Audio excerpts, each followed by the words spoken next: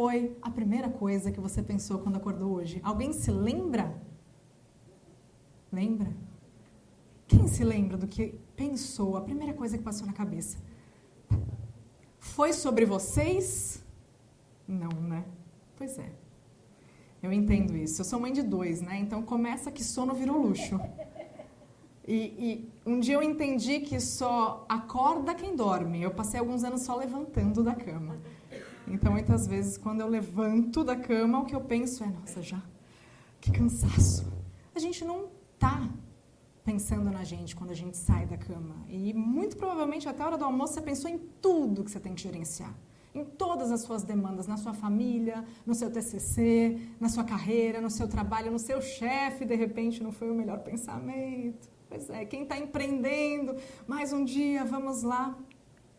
Então, o que eu preciso dizer para vocês é que, de alguma forma, estamos negligentes, e a palestra não é sobre finanças, tá, gente?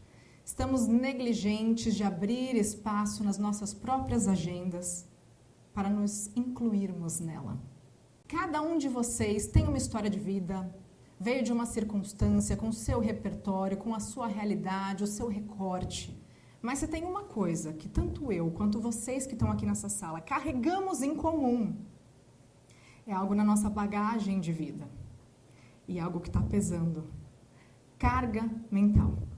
O esgotamento é quando a carga mental está ali na sua bagagem de vida, ocupando o espaço de outras questões importantes. Então, a carga mental se tornou tão grande que você não está tendo mais prazer, satisfação. Você não está tendo mais lazer, diversão, respiro e autocuidado. Como que você percebe isso, esse esgotamento, que é uma realidade? Exaustão física e mental, é autoexplicativo. Então, cansaço constante, a falta de energia, dificuldade de concentração. Muitas vezes você está fazendo uma coisa que você já faz e aí dá um branco. Mas o que eu estava fazendo mesmo? Redução do desempenho. Então, habilidades que você tenha, capacidades, competências. Para quem está aqui, de repente, fazendo um trabalho acadêmico ou entregando um relatório na empresa, você já sabe o que tem que ser feito, você tem essa habilidade, mas você senta ali e não produz. Então, você pode perceber a redução do desempenho até em tarefas que já são corriqueiras e habituais. E ali, alterações emocionais. Então, você fica à flor da pele, a ansiedade bate, o sono já não é mais o mesmo e a gente vai entrando no modo sobrevivência. Por último, desgaste interpessoal, é o que eu costumo chamar de baixa bateria social. Chegou a sexta-feira, você falou, pronto, agora eu vou ter um momento para mim. E você marcou um programa a 2, ou você foi ali naquela roda, no barzinho, comemorar, sextou. Ah, vamos lá, vai, eu preciso me divertir um pouquinho. Você vai, daqui a pouco você só ouve ruídos, a conversa, você já não entende mais, você não consegue nem dar sequência no seu raciocínio dentro daquela conversa. E você vai se perdendo. A gente está normalizando desconfortos que podem se transformar em doenças. Não dá mais para a gente fazer isso. Então, o que eu preciso dizer aqui para vocês? Se você percebe alguns desses fatores perdurando na sua vida, mais de 3 semanas, mais de 4 semanas, se você sente especialmente um ponto de atenção aqui, tristeza, apatia, de forma recorrente, ali mais de um mês, é importante pedir ajuda. Porque muitas vezes está se instalando um quadro depressivo e você está normalizando. Ah, não vai passar, vai passar, vai passar.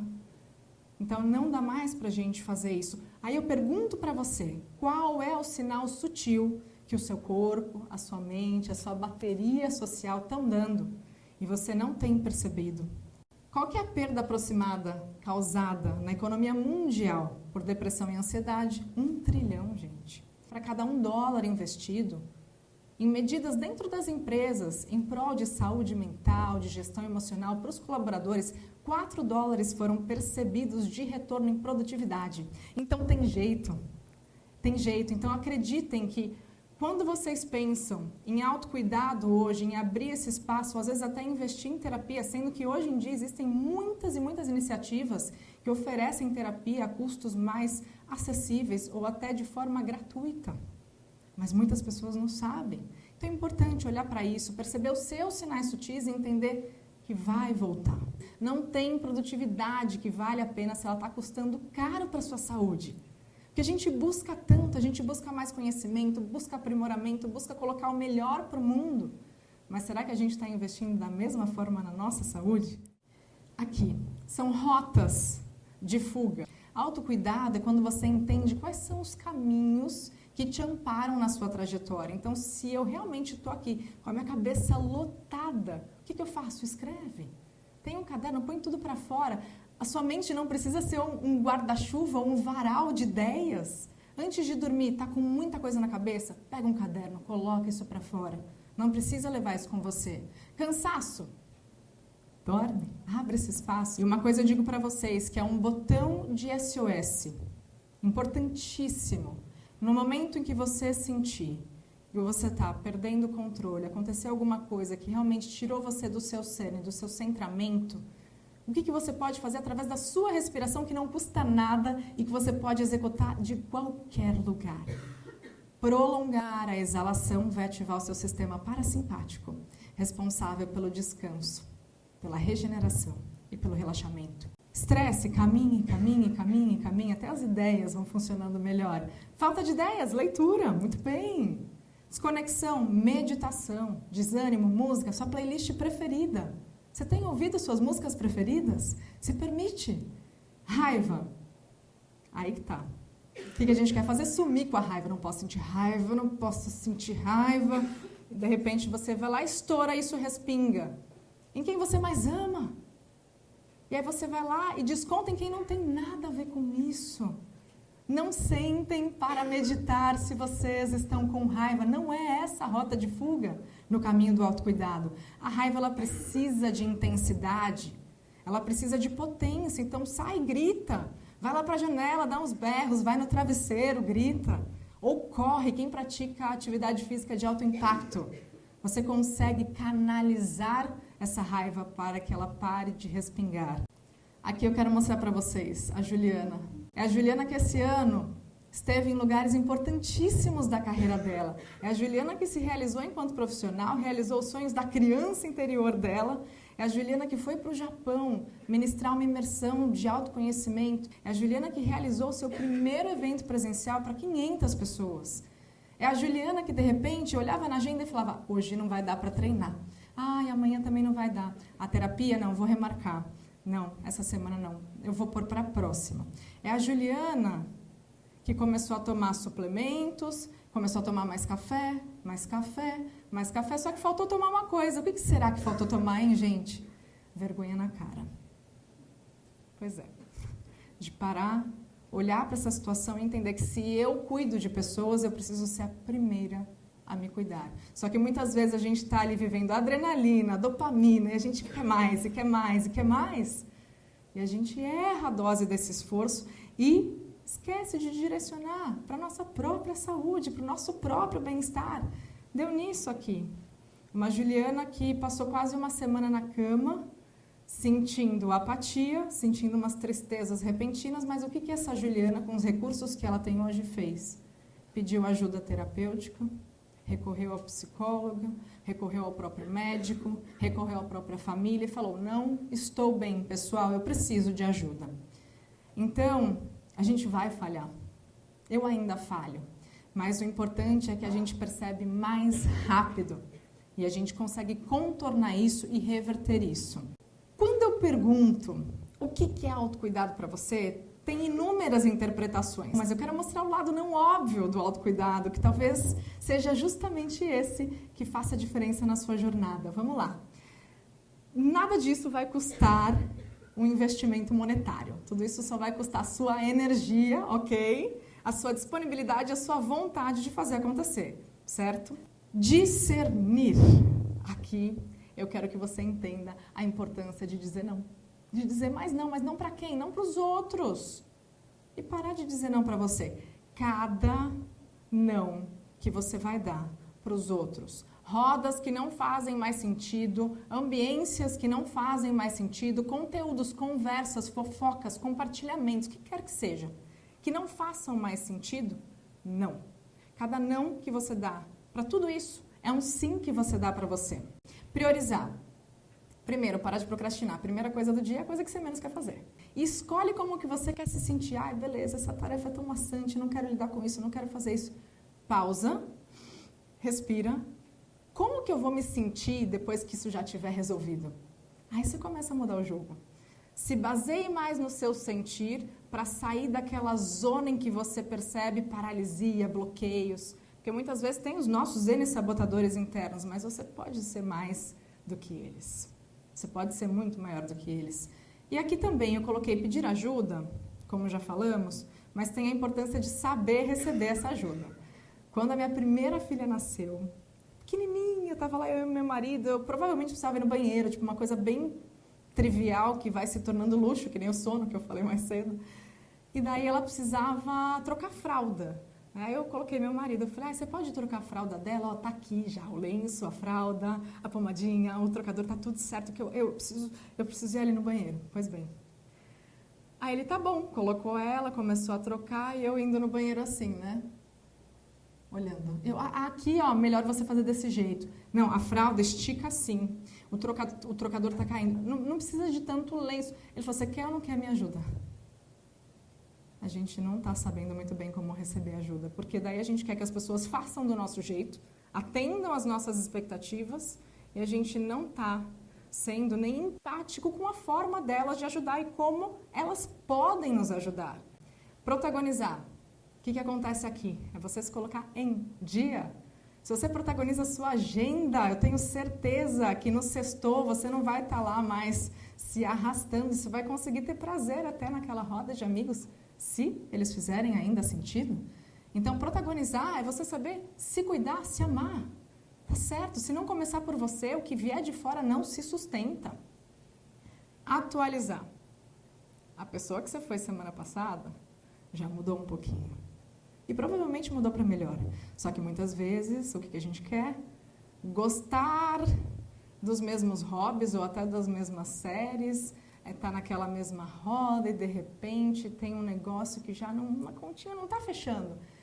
É importante você atualizar as suas necessidades, os seus gostos, suas vontades, os seus hobbies, os seus esportes e o que quer que seja.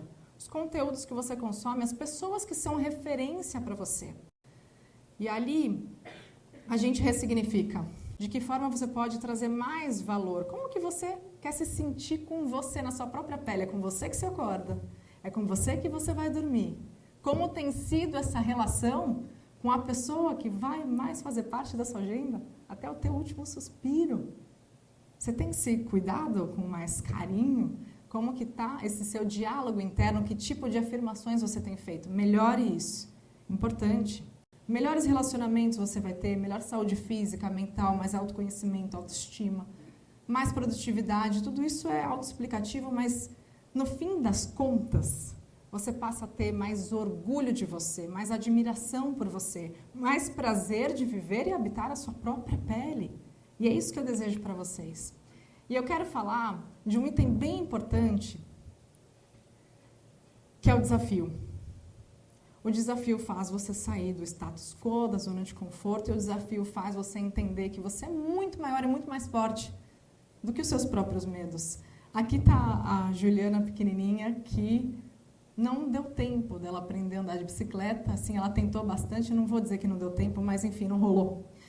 Ali está a Juliana aprendendo a andar de bicicleta, e ali está a Juliana que se jogou numa prova de duatlon recentemente. O que acontece? Eu tenho certeza que vocês têm sonhos aí dentro de vocês, que a criança de vocês teve muita vontade e que estão engavetados, prontinhos para vocês olharem. Com protagonismo, com autoconhecimento, com uma autoimagem melhorada, com mais coragem, mais autoconfiança, você vai se desafiar e você vai perceber, opa, eu não estou me sentindo tão paralisado, tão paralisada, tão bloqueado, posso ir um pouquinho mais. Se desafiar engrandece, gente. O que acontece? Eu aprendi a andar de bicicleta depois de adulta e resolvi fazer uma prova atlética de ciclismo. Beleza. Peguei uma bicicleta emprestada e fui para a rua pedalar.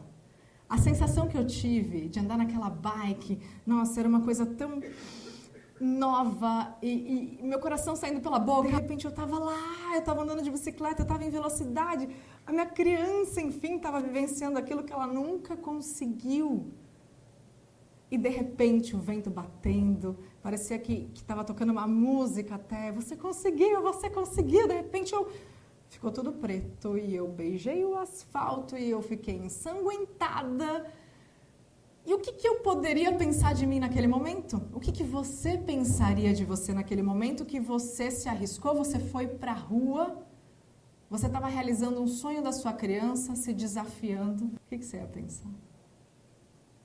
A reação que a gente tem é uma escolha. Você poderia pensar, que idiota, devia ter ficado em casa, né? Vai ficar se arriscando? Mãe de dois, que é isso? Eu sei que eu respirei, olhei para o meu cotovelo, falei, tô inteira? Consegue se mexer? Parabéns. Você é muito corajosa. E você está fazendo pela sua criança algo incrível. Você está dando a chance dela viver uma coisa que ela quis muito. Então lembrem que tudo que vai acontecer com vocês é um fato. A forma como vocês vão interpretar pode gerar julgamentos, como pode gerar aprendizados. Sejam mais cuidadosos na maneira como vocês vão interpretar aquilo que acontece com vocês. A maneira como vocês vão nomear quem são vocês nessas experiências e nesses desafios. E aí eu pergunto para vocês, como você pode fazer valer a pena essa vida que ainda está aqui para você? Eu não sei o que você está carregando, o que você está trazendo, quais são os seus sonhos, ou de repente as suas ilusões, mas como você pode fazer, saindo daqui hoje, para fazer valer mais a pena, enquanto você ainda tem tempo, enquanto você ainda tem vida. E jamais protagonismo vai ser egoísmo. Cada vez que você abre espaço para você, além de estar cuidando da pessoa mais importante da sua vida, você está sendo melhor para as pessoas que são importantes também para você e para quem você ama. Então, levem em consideração qual é o próximo passo que você pode dar para olhar para a sua vida com mais orgulho, com mais protagonismo, com mais amor próprio. E que o autocuidado vai ser o alicerce, a fundação sólida das suas estruturas para que lá no amanhã, no seu último suspiro, você olhe para trás e fale, é isso. Eu vivi uma vida bem vivida. E eu fiz por mim o melhor que eu podia, porque a minha vida tem valor. E assim foi. E que assim seja. Qual é o próximo passo que você vai dar, saindo daqui, para viver uma relação incrível com a pessoa que você é e com a pessoa que você está se tornando? Obrigada.